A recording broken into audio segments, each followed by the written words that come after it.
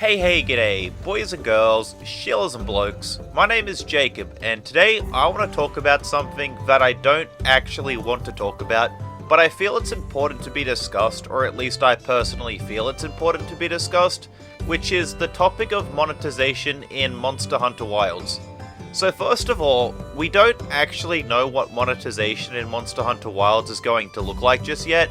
I think, of course, we can expect that there's going to be a paid expansion, which is fine, and I don't have any problem with that. But I think it's safe to assume that some other forms of monetization are inevitable, given recent gaming trends and examples of these trends already in Capcom games and the Monster Hunter series itself. I'm going to be looking at that today to just try and predict what we could be seeing in Monster Hunter Wilds.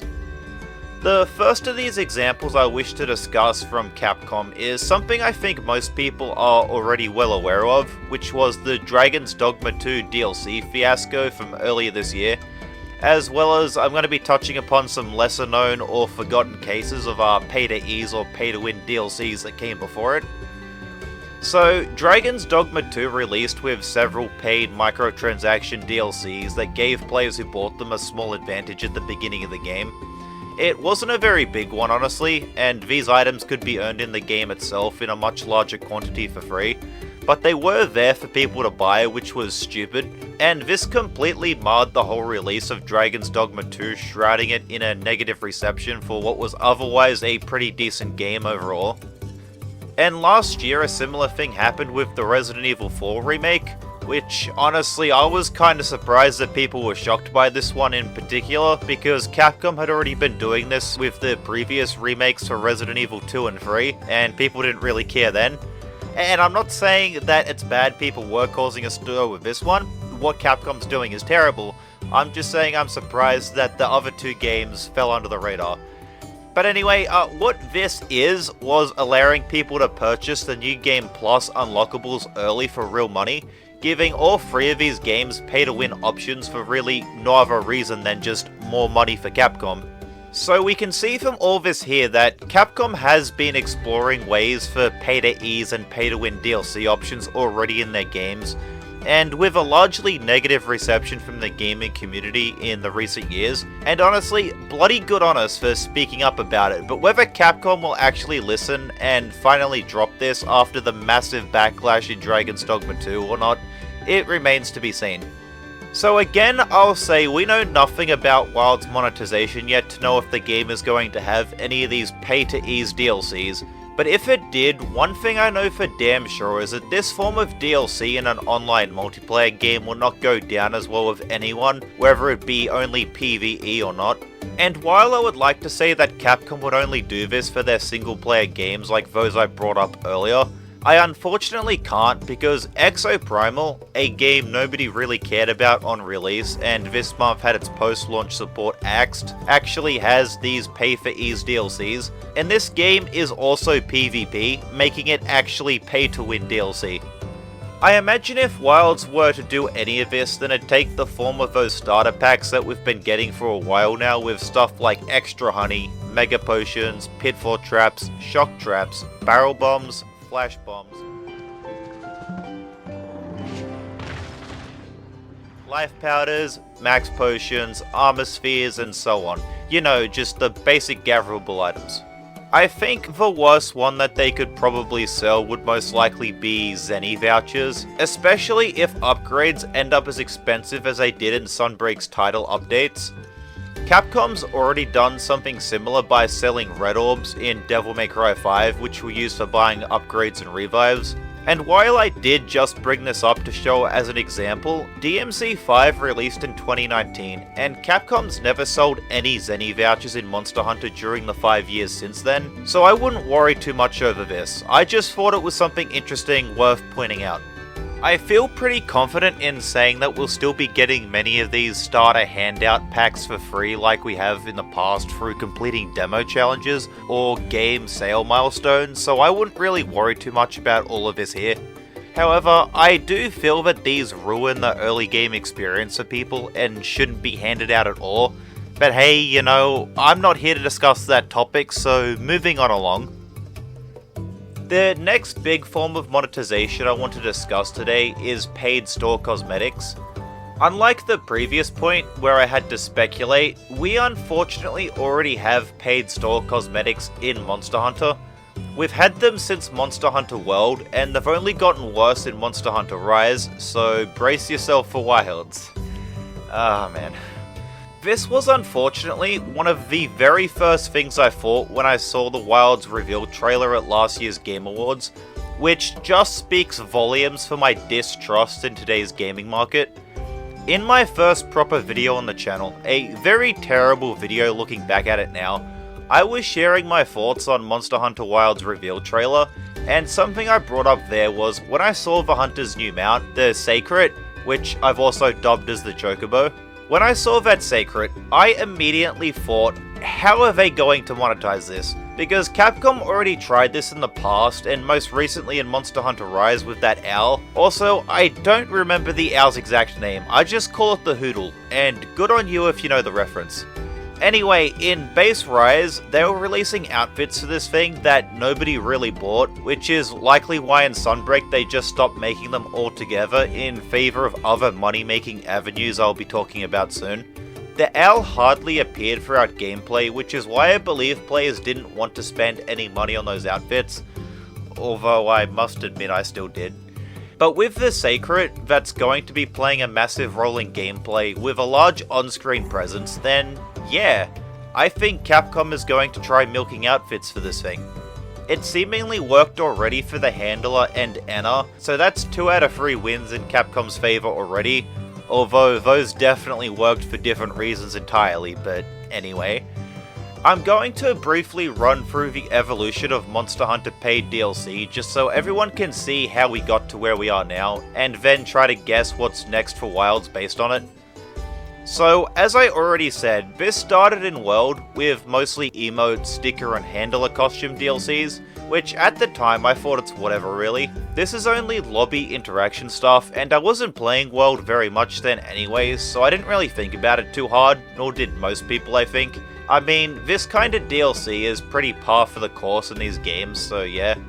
Then later in Iceborne, the DLC page exploded with many ridiculously priced housing items, which I don't think anyone actually bought. Like, did you? Anyway, alongside everything else already being sold, there were some new weapon accessory attachment things that were a first for the series, which shows that Capcom was already looking for new ways to make a few extra bucks. Rise for the most part backtracked on the lobby action DLCs, instead making many of them event quest rewards, just as they should have been in the first place. But in exchange, Capcom started selling player and body armor cosmetic items, which until now were always earnable in-game, and this didn't sit right with a lot of fans, myself included.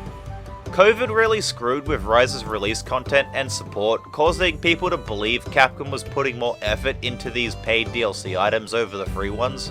And while I see that as being true in a way, Rise still gave loads of rewards from the event quests, especially in Sunbreak with the return of many awesome Frontier armor sets.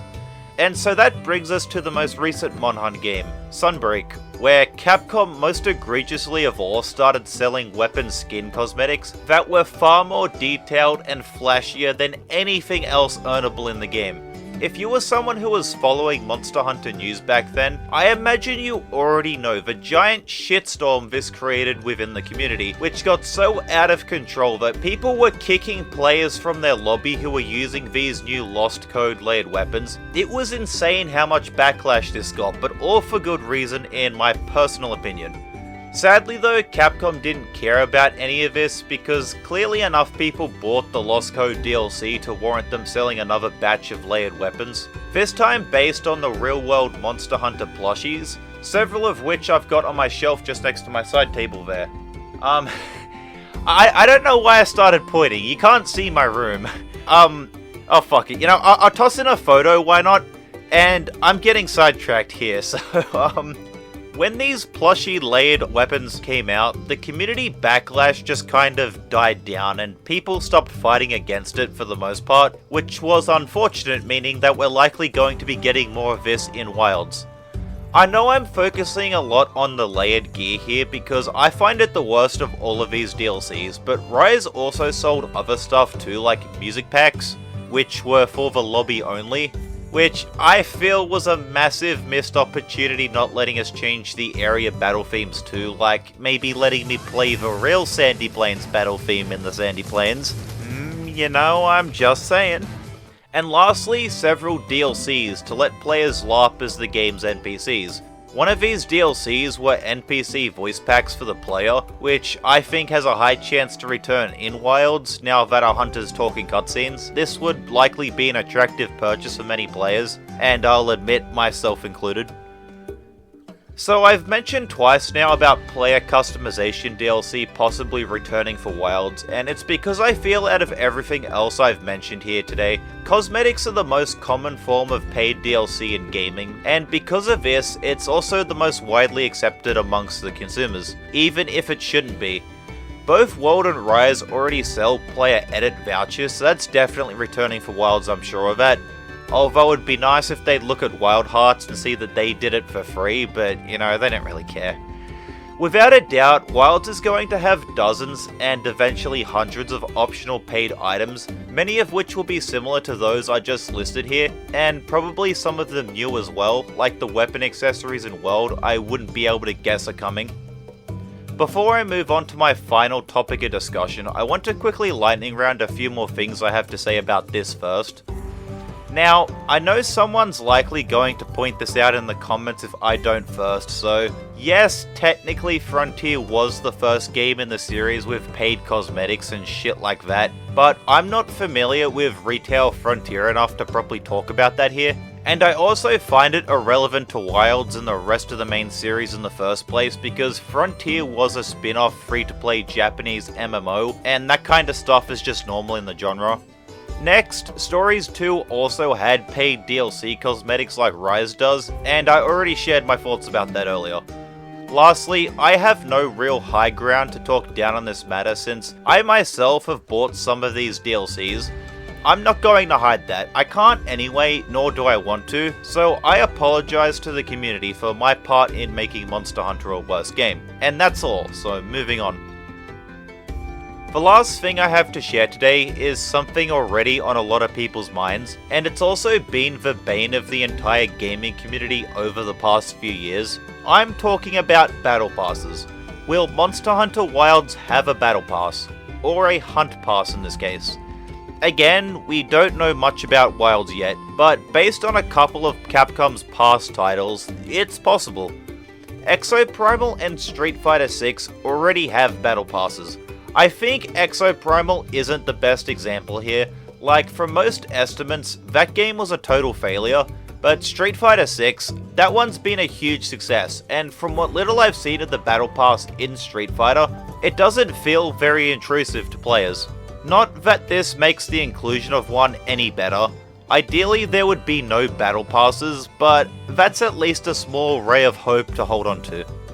I do not want a Battle Pass in Monster Hunter, but my gut feeling is Wilds will get one because I believe Capcom's going to make Wilds a live service-esque game similar to World.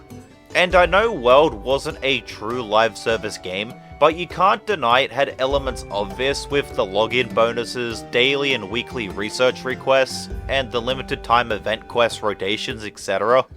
I don't like that about World. And I certainly don't want it back in Wilds either, but many people do, and Ryozu has said something along the lines that the team knows players want systems to keep them interested in the game. So could a Battle Pass potentially be added to Wilds to support that? Who knows? Well, other than the devs. As for what a Monster Hunter Battle Pass would look like, that is an easy guess. I bet it'll be a combination of items found in those starter packs I mentioned earlier and layered equipment.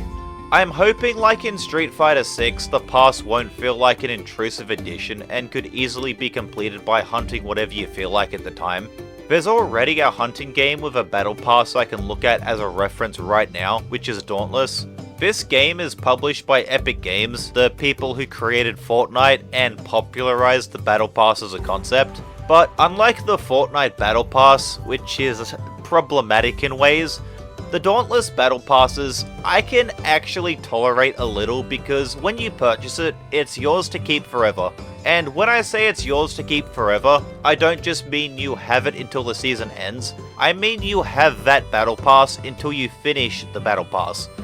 When I got big into Dauntless in 2022, I bought a couple of these Battle Passes, and now all these years later, I still have one of those passes sitting there waiting for me to complete it.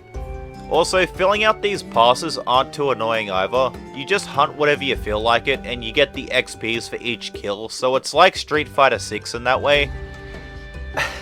I've got sidetracked here shilling for Dauntless, I've realized, but hey, it's not a Sir Jacob Flames video without some kind of side tangent, yeah? It still remains to be seen if Monster Hunter Wilds is going to be this generous with its Battle Pass, if it even has a Battle Pass in the first place, and here's hoping it doesn't. So that's like all I have to share about any potential monetization for Wilds right now, and I want to repeat myself again and say that at this point in time, we know nothing about if and how Wilds will be monetized. This was solely my speculation based on other Capcom games' monetization methods. Hey g'day, it's me, Jacob here, a few days after recording all that, now realizing during the editing that I missed a critical part of my reasoning for making this video, which is that while I have faith in the Monster Hunter team to make fantastic games like they've already been doing for over 2 decades now, I do not have any faith in the big suits at Capcom to not try pushing these disgusting monetization methods into Monster Hunter Wilds, especially after Rise's huge DLC push, which for some reason seemed so bloody important that the paid DLC was shown off during the trailers. I imagine the Monster Hunter team doesn't want this in their games, or at least I'm hoping that they don't, and I feel the same way about the devs behind Devil May Cry, Resident Evil, and Dragon's Dogma. Also, since I'm editing in some corrections, I may as well point out I just ignored Monster Hunter Now because it's a fucking mobile game made by Niantic riddled with microtransactions. I've played Pokemon Go, and I know how Niantic treats their players in that game, so a shitty asset flip of Monster Hunter World wasn't worth much of my time. I guess we'll see how Tencent fares on its second go at Monster Hunter after Monhun Online, but I don't have much faith in most things mobile. Both mobile games aren't developed by Capcom. I don't care what Google says, I'm pretty sure the only reason Capcom's credited there as a developer is because of the Monster Hunter World assets. And like with Frontier, I sincerely doubt that these mobile games will have any effect on the potential monetization of Wilds, or any of the other main series games after it. I'm simply just mentioning this to cover all bases. And now, back to the main recording.